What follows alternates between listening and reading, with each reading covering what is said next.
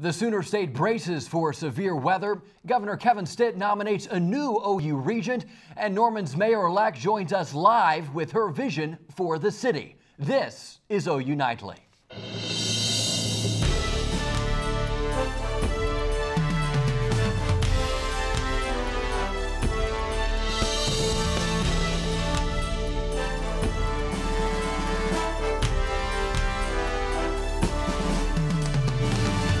Thanks for joining us for OU Nightly. I'm Storme Jones. And I'm Tori King. We begin today with severe threats in store for tomorrow. It looks like our Wednesday night's going to be pretty intense. And Trey Bell is here to let us know when we can expect that bad weather to begin. Trey? Yeah, guys, we're standing out here. We're sitting in the 70s. We're sitting in the 70s right now outside. It's actually quite nice. We've got cloudy skies right now. We are a little humid, though. Currently looking at temperatures sitting in the 70s. But this may look a little different heading into tomorrow evening. We do have the possibility of some severe weather. Now, another crucial ingredient needed for severe weather is moisture. So we're going to look at dew points across the state right now. We're sitting in the upper 50s, and so it's all dependent on how much moisture we can get in here. If we can get the dew points up to the upper 60s, then we'll have a higher chance of some more intense severe weather tomorrow evening. And so heading forward, we're calm tonight, but we do have, again, the possibility of severe weather for tomorrow. And Easter weekend looks rather nice. I'll have that and more in Maine weather. Back to you in the studio. All right, thanks, Trey. Looking forward to that full forecast coming up. Governor Kevin Stitt nominates an OU alum and Oklahoma City businessman to fill the final vacant spot on OU's Board of Regents. Gary Pearson is the president of the Oklahoma Publishing Company. He received both a bachelor's degree in business and law degrees from OU. OU regents serve a 7-year term. The nomination does require state Senate confirmation. Stitt's first nominee to the Board of Regents, Ohio-based businessman Eric Stevenson, was approved by the state Senate last week. And it was a heartbreaking day in Paris after the devastating fire erupted in Notre Dame. Today, one day after the tragedy, people all around the world remember their time spent at the sacred cathedral. The historic cathedral was a beloved landmark for more than 800 years and was undergoing renovations before it caught fire. In 2015, current OU student Tyler Gillette and his family visited the Notre Dame Cathedral. He was never able to go inside, but did walk around the entire cathedral and said the architecture alone was amazing to see. After yesterday's fire, Tyler reflected on his experience at this symbolic church. My first initial thoughts were like sadness, just for all the people of Paris and seeing like their main place of gathering for worship just burned down. And all the architecture meaning it has for the city of Paris is just gone, and it's just really sad to see like it just burned down like that because it's been there for 800 years. And Deacon Randy Hearn from the St. Joseph Catholic Church here in Norman points out despite the devastation in Notre Dame, there are finer things in life for Catholics around the world to focus on. Our faith is not the structures that we worship in. Our faith is our relationship with our Creator. Deacon Hearn visited Notre Dame a few years ago and says one of the members in his congregation is even a part of the restoration team working on the cathedral. France's most elite families have come together to raise money for this tragedy in Paris. Kayla Davis has more information in the News Center. Kayla? Thanks, Tori. The 3 richest families in France have led fundraising efforts to help the rebuilding of Notre Dame. These families include the billionaires that own luxury name brands such as Louis Vuitton, Christian Dior, Gucci, and many more. Notre Dame is one of the most emblematic churches in the world, but it's also a symbol of France.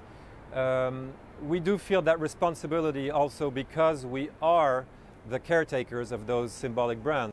Combined with other companies, the total amount pledged by donors and businesses have reached $700 million. Also, after yesterday's fire at Notre Dame, President Donald Trump reacted to the tragic event that almost destroyed the historic cathedral.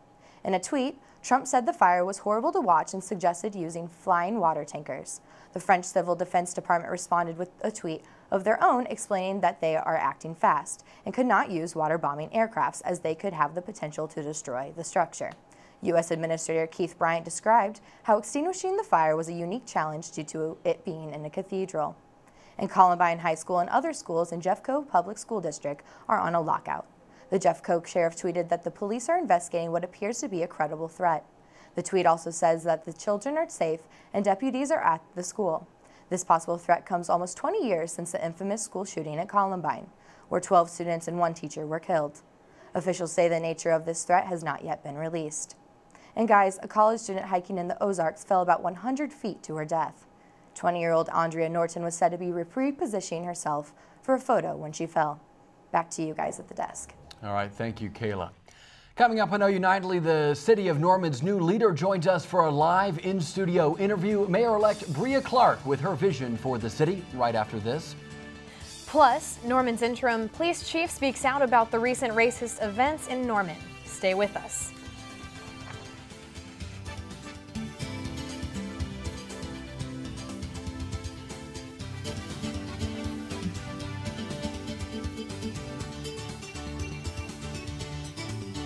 Norman residents elected their next mayor in February. Now she's just a few months out from starting her term. The mayor-elect is here with OU Nightly's Taitum Wilson to talk about the future of Norman. Taitum?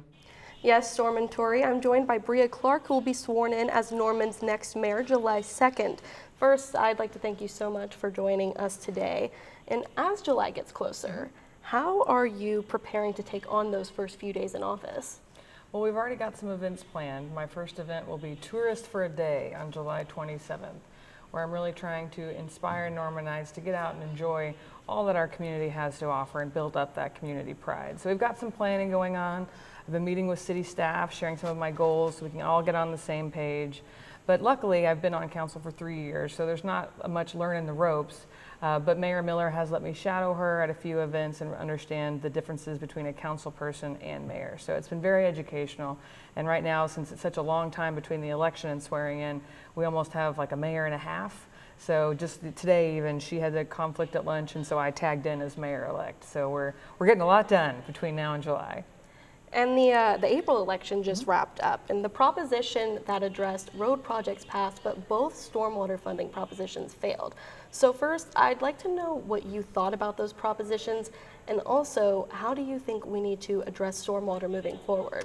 Those are very difficult questions. I can definitely answer that I was disappointed to not see that pass. We did make improvements from the last time we spoke about and voted on stormwater, but it clearly wasn't enough. So we're going to have to get creative in what we can accomplish.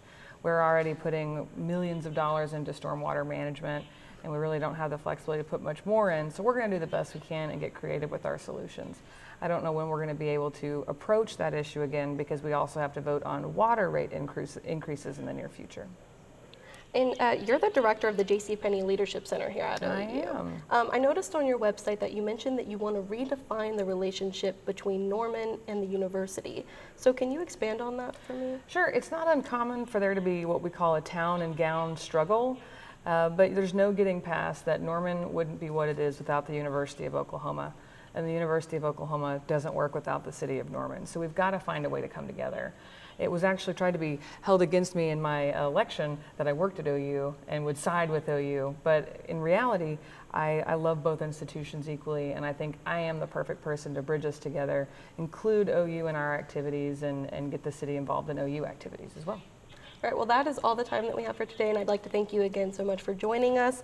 Storme and Tori, back to you at the desk. Thank you, Taitum. Major Kevin Foster was named interim chief of police after the departure of Keith Humphrey. OU Nightly's William Soule spoke with Foster on his plans to improving Norman amidst racist incidents. Kevin Foster was appointed as the interim chief of police in the middle of a troubling time for the Norman community. Multiple acts of racist vandalism hit a city still dealing with racial tensions from incidents that happened in the fall. The type of things that happen with that graffiti, we do not tolerate at all. We won't tolerate hate in our community, and any type of hate crimes like that will be dealt with as harshly as we can as the department. Foster asserts that the police department stands behind town leaders in their push for change, and that under his leadership, the police department will take a more active role in making Norman more inclusive, in addition to keeping it safe. Being inclusive, being more involved in the community, taking responsibility not just for law enforcement, taking more of a stand to be a partner in social issues in the community, and we want everybody to feel comfortable and safe here in our community. It was at this very park where city leaders rallied with citizens calling for change and for love.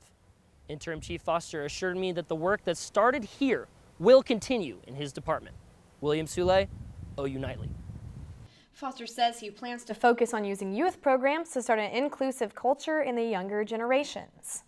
A huge announcement yesterday from college basketball's top prospect. Coming up, our sports team has the latest update on Zion Williamson. And Trey is back to give us a look at the rest of this week's weather. Trey? Yeah, guys, we have nice weather for this evening, but there is severe weather in the forecast. I'll have more information on that after the break. Welcome back to OU Nightly. There's a lot to talk about in weather, so let's get right into it. Here's a live view of downtown Norman. It's nice outside. It's cloudy. It's a little humid outside as well, but temperatures are mild, sitting at 72 degrees right now. It is cloudy, despite what the icon says. Winds are out of the southeast at about 19 miles an hour, and dew point sitting at 58. That dew point temperature is critical for the severe weather forecast. More on that in a moment. Much of Oklahoma is included in an enhanced risk of severe weather from the Storm Prediction Center. All of the Oklahoma City metro and most of the Tulsa metro is also included in that risk. And so let's break this down element by element. Here's Wednesday morning. A cold front is positioned in northwestern Oklahoma that will slowly begin its trek across the eastward across the state. Dry line sets up in southwestern Oklahoma, and here's 5:30 p.m. Storms have begun to develop along that cold front, and as this cold front pushes to the east and southeast, those storms will blossom and become more robust and continue to move eastward across the state. Now, at this point in time, Wednesday evening, this model is having a hard time rendering the isolated thunderstorms that will develop down here, but we still are anticipating more severe storms to develop ahead of the dry line that also hold the possibility of being severe, and a tornado threat is included with that as well. More on that in a moment. This is all dependent on dew point temperatures. Can we get moisture in the state to fuel those storms tomorrow afternoon? So here's tomorrow morning, dew points in the 60s, and notice here dry line setting up where the dry air in the orange meets the moist air in the green, and also the cold front right here, that borderline between the two air masses, and that will move eastward across the state. So we have two regions of storm initiation tomorrow.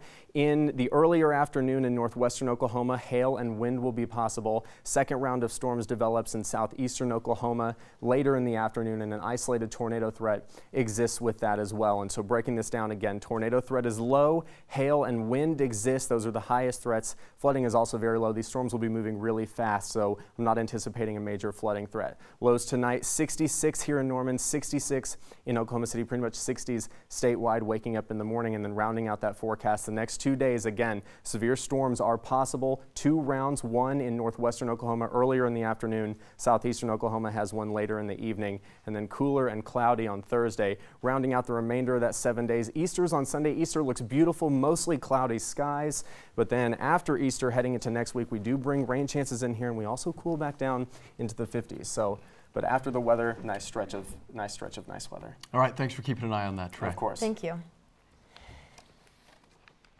And with the strong storms tomorrow, it's important that everyone is weather aware. Alex Antonides joins us live to let you know where to seek safety for severe weather. Alex?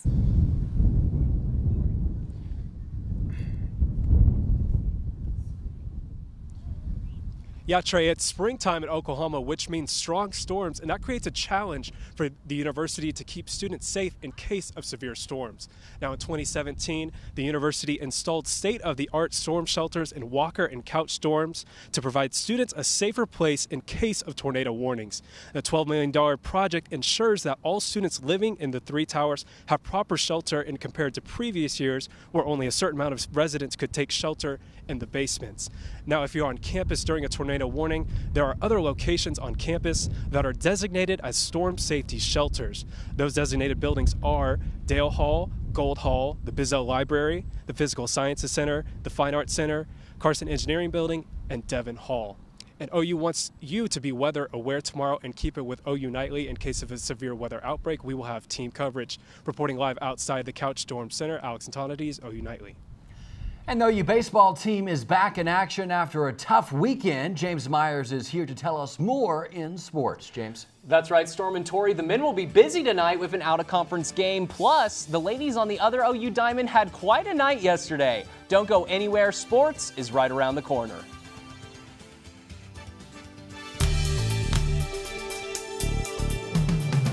Welcome back to OU Nightly. I'm James Myers, and it's time for sports. Last night, 3 OU softball players found out they will be playing professional ball. Sydney Romero, Kaylee Clifton, and Shay Knighton are all going to play in the National Pro Fast Pitch League. Romero was the draft's 3rd pick, Clifton went 9th, and Knighton rounded out the Sooners selections when she went 20th. Meanwhile, on the baseball diamond, the Sooners seek revenge against Oral Roberts University tonight at 6 in Tulsa. Last time the Sooners faced the Golden Eagles, OU fell 4-2 in extra innings. The team should be hungry for victory after 2 straight losses to Baylor this weekend. And stick around after this broadcast to see last night's episode of Sooner Sports Pad. It'll re-air immediately at the conclusion of OU Nightly. And now, as promised, Kelsey Hovanetz returns to follow up on her previous interview with Mike Veeck. Kelsey? That's right, James. This year, the Chicago White Sox are finally recognizing the most infamous promotion in MLB history. 40 years ago, on July 12, 1979, Disco Demolition Night left Comiskey Park in an uproar and prompted only the 4th forfeit the MLB had ever seen. And despite the backlash that it caused, Mike Veeck, who's the man behind it all, is grateful to see the Sox remembering that fateful night. As you can imagine, I was crushed. But the White Sox this year are giving away I Survived Disco Demolition shirts. They have not acknowledged this promotion ever happened. It's the all-time attendance record for the city of Chicago, and it never happened because it was an embarrassment to them. And James, as embarrassing as it was at the time, Veeck told me that throughout the years he's come to appreciate its place in baseball lore. And 40 years after the night that he thought would end his career, Veeck has become one of the industry's most respected and recognizable figures. James, back to you. Thanks, Kelsey. The OKC Thunder stay in Portland tonight for Game 2 of their playoff series. Sunday night, the Trailblazers took Game 1, 104-99. Tonight, OKC looks to snap a 9-game road losing streak in the postseason, dating all the way back to May of 2016.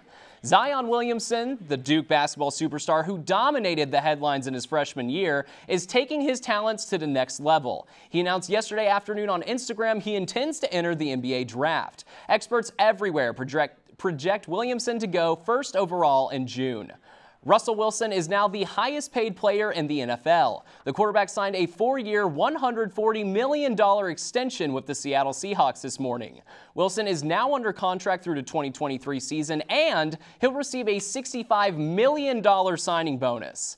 And finally, Kevin Harlan, an NBA play-by-play caller, got fired up last night during the Sixers and Nets game. Philly gives all fans Wendy's Frosties if an opposing player misses consecutive free throws in the 4th quarter. Last night, here's what happened. Uh-oh. They can taste it. Yes, they can feel it. They can see it. It's a Frosty for everybody. Well, guys, Kevin Harlan said Frosties for everyone. Hey, oh, my goodness. I'm about this. My trainer's going to kill me, though. But This should be a thing in Oklahoma City. Maybe we can start this here. Oh, absolutely. Thunder need to win tonight, though. That's what I'm talking about. All right. Thanks, they James. do. Well, thank you. And the Oklahoma Tourism Department welcomed back American Ninja Warrior and an unlikely contestant. But this time, it wasn't Rumble. We'll give you the details when OU Nightly returns.